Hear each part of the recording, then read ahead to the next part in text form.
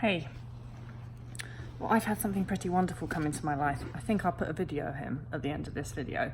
He's absolutely nothing to do with anything to do with eating disorders. He's just wonderful. Anyway, it's an animal. Didn't have a kid, obviously. This person writes, basically, I was in a decent spot with recovery, but I had some stressors caused me to notice old thoughts and behaviours creeping back. Luckily, I was aware enough to seek outside help immediately. I decided to work with the Hazel-aligned intuitive eating dietitian who has many clients who struggle with eating disorders. She's truly wonderful and accepting of all bodies. However, I'm at a place where I'm feeling stuck. At the start of my working with her, she had me on 3 meals and 3 snacks per day minimum, and she had me focusing on protein and fat increases. She was very open to all kinds of food I would eat and wanted me to feel that things were flexible and that I could eat anything. I started to feel urges to binge a couple of weeks after working with her, and she encouraged me to eat bigger meals and snacks, but from what I understand, she felt binging might not be a good idea due to how vulnerable it might make me be to restricting. She felt that it might be better to plate a lot of food and sit down and eat it and see how I felt after that than going about it in the chaotic way that binges often occur. For some reason, I'm just not able to do that. It frustrates me that I had a period of time where I could eat whatever, whenever, and now I can't do what she's recommending, which seems fairly similar to eating whatever, whenever, with a couple of stipulations. I'm torn over what to do next. Part of me sees her point of view. I binged many times in my recovery process, and it has led to relapse, so I understand the idea of getting a ton of food, plating it and sitting down to eat it, and then assessing how I feel. But is that following my mental hunger? Do you have any suggestions or opinion on why I'm reacting this way? Just for reference, I am considered weight restored, and I've had my period back for a while now, but I don't know if I'm at my body's natural set point.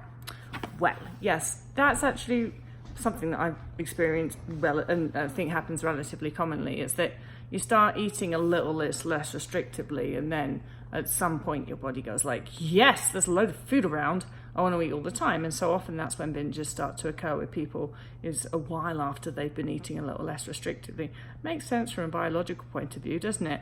If your brain doesn't think that food's abundant, why is it going to try and make you binge? When it thinks that food's abundant, it's going to be like, hell, go for it. You know, not with everybody. Some people start binging right off the bat. Some people don't binge at all, but it's relatively common, I think, for it to happen that way.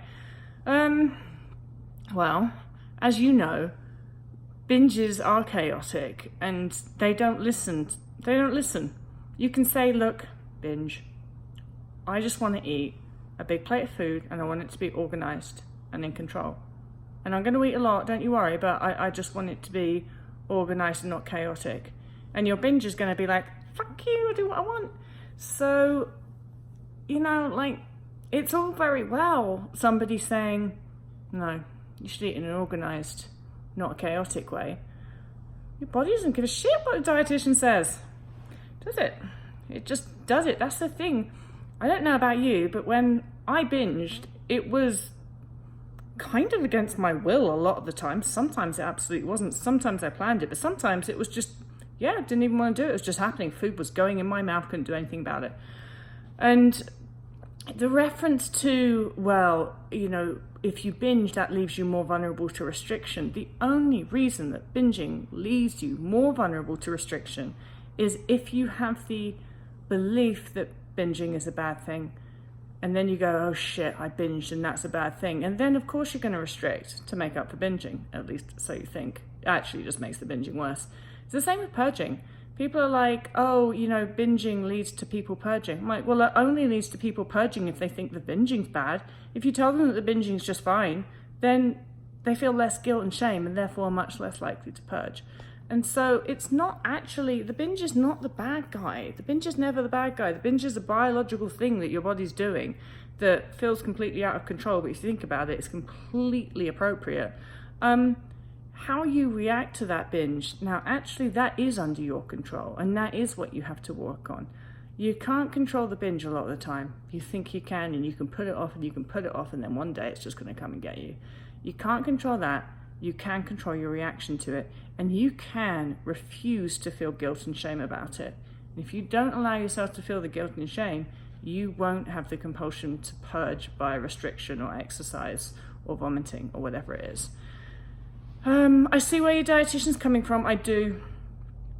You know, there's not many dietitians, no matter how hazed they are, no matter how woke that are going to be like, yeah, you should let yourself binge. There's just not many. It's like, I think it's drummed into them from early on in dietitian school that that's an awful thing to do, and that you should absolutely under no circumstances encourage somebody to do that.